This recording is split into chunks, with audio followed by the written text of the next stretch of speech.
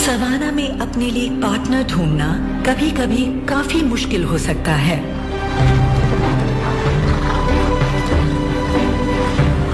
तो जब शेरों और शेरनियों, हाथियों और हथनियों, नर और मादा तेंदुओं को मिलन करने की बेताब चाहत होती है, तो उन्हें कुछ कमाल के उपाय ढूंढने पड़ते हैं और वाकई कुछ कारनामे कर दिखाने होते हैं, क्योंकि यहाँ नर और मादा अक्सर एक दूसरे से काफी दूर रहते हैं।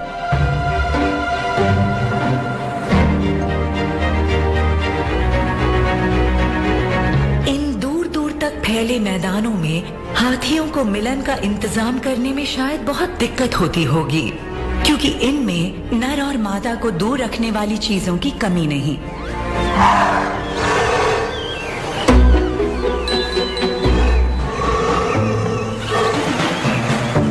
संवेदनशील और खूबसूरत हथनियों पर कौन फिदा ना हो जाए। अफसोस ये है कि ये सिर्फ मादाओं वाले झुंड में रहती हैं, एक कम्युनल सोसाइटी में, और ये आशिकी के लिए सही जगह नहीं लगती है।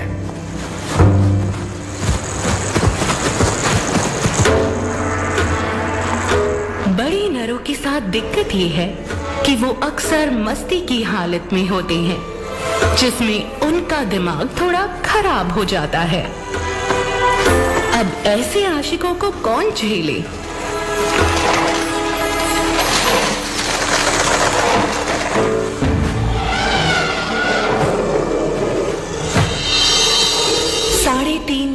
ऊंचे और 5 टन वजन वाले बड़े नर में मसल्स की कमी नहीं, सिर्फ सूंड में ही 20,000 मसल्स हैं, इसलिए दमखम तो होगा ही।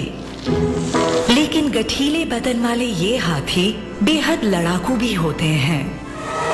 मिलन के लिए उत्तेजित हालत में इनका टेस्टोस्टेरोन स्तर काफी बढ़ जाता है, जो सबसे शांत हाथियों को भी आक्रामक बना देता है।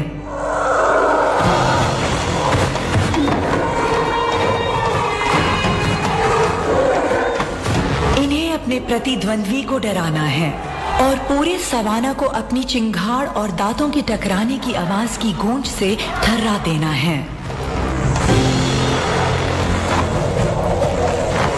दो उत्तेजित हाथियों में से किसी एक ने अगर हार नहीं मानी तो ये लड़ाई मौत तक चल सकती है।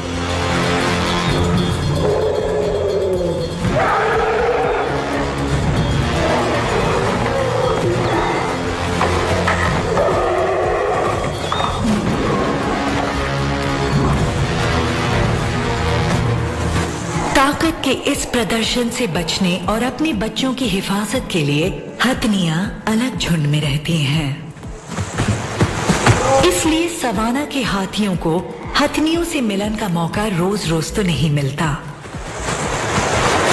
खासकर जब हथनियां हर 4 से 6 साल में एक बार मां बन सकती हैं। इससे भी बुरा यह है कि वक्त बहुत कम होता है। हथनियां एक बार में 4 से 5 दिनों तक ही मिलन के लिए तैयार रहती हैं। इसलिए जब सही वक्त हो तो मिलन के लिए उत्तेजित ये नौजवान नर मौका नहीं छोड़ सकता। लेकिन अभी तो प्रमुख मादा इसे अपने झुंड के पास नहीं आने दे रही।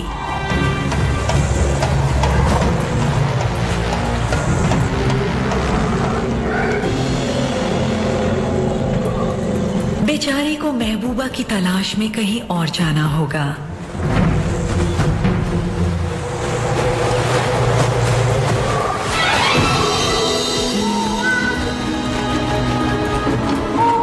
एक निश्चित इलाके में रहने वाली, यानी अपने इलाके से बाहर नहीं जाने वाली प्रजातियों में नर मादा के मिलन की कुछ और ही दास्तान है, खासकर तेंदुओं के मामले में।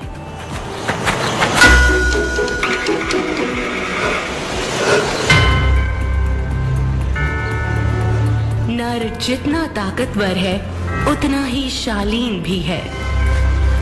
आखिर इस गठीले बदन पर भला किस मादा का दिल नहीं आएगा।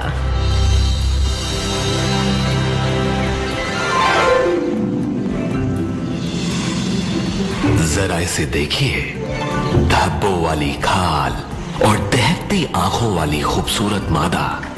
इसके इरादे पक्के हैं इसका जज्बा सराहनीय है और अक्सर पहल भी यही करती है।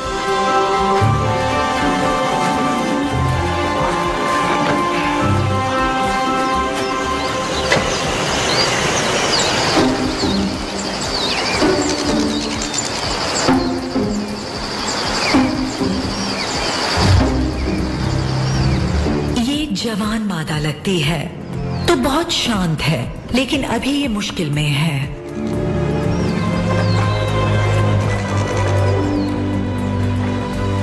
ये बसने के लिए इलाके की तलाश में है, यानी इसे ऐसा नर चाहिए जो इसे अपना ले। लेकिन इस मादा के नखरे भी कम नहीं। एक आकर्षक नर की विरासत पर इसकी नजर है।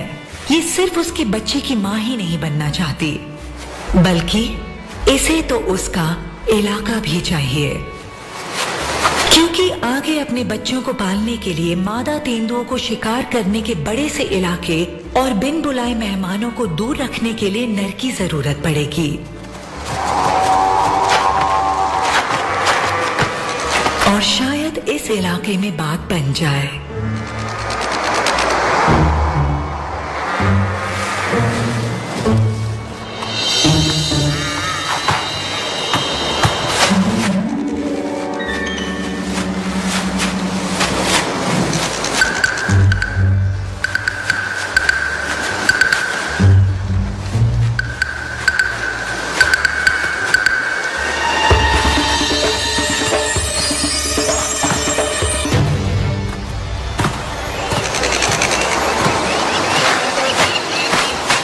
दिन की शुरुआत भले ही खराब रही हो, लेकिन अंत अब भी अच्छा हो सकता है, क्योंकि ये अनजाने में एक ताकतवर नर तेंदुए के विशाल इलाके में पहुंच गई है।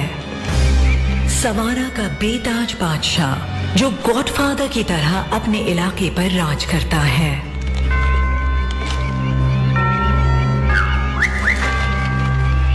नौजवान मादा को अब तक उसकी मौजूदगी का पता नहीं चला, लेकिन अब ज्यादा देर नहीं लगेगी।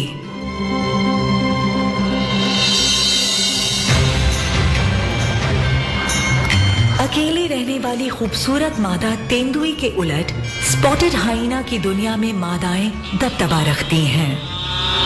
यहाँ मादाएं एक साथ रहती हैं और नरों के बिना भी इनकी जिंदगी सही चलती है।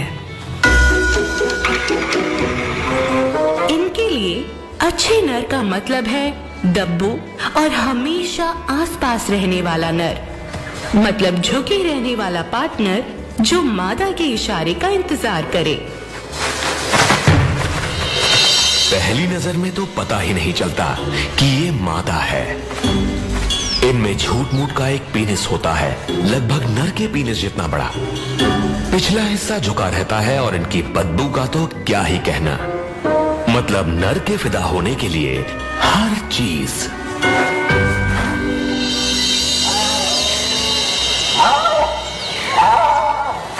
सही समझे, स्पॉटेड हाइनास में पार्टनर के लिए सख्त नियम हैं। टेस्टोस्टेरोन से भरी मादा नर से ताकतवर होती है और इनमें मादाओं वाली नजाकत नहीं होती।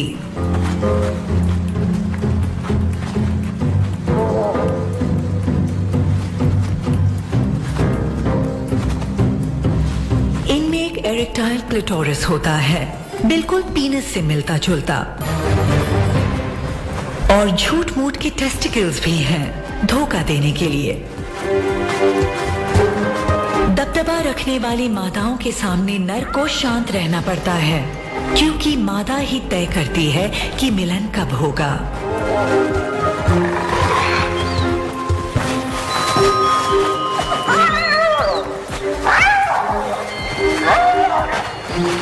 इसलिए मौके का फायदा उठाने और अपनी चाहत पूरी करने के लिए बेहतर होगा कि ये पास रहकर इंतजार करें।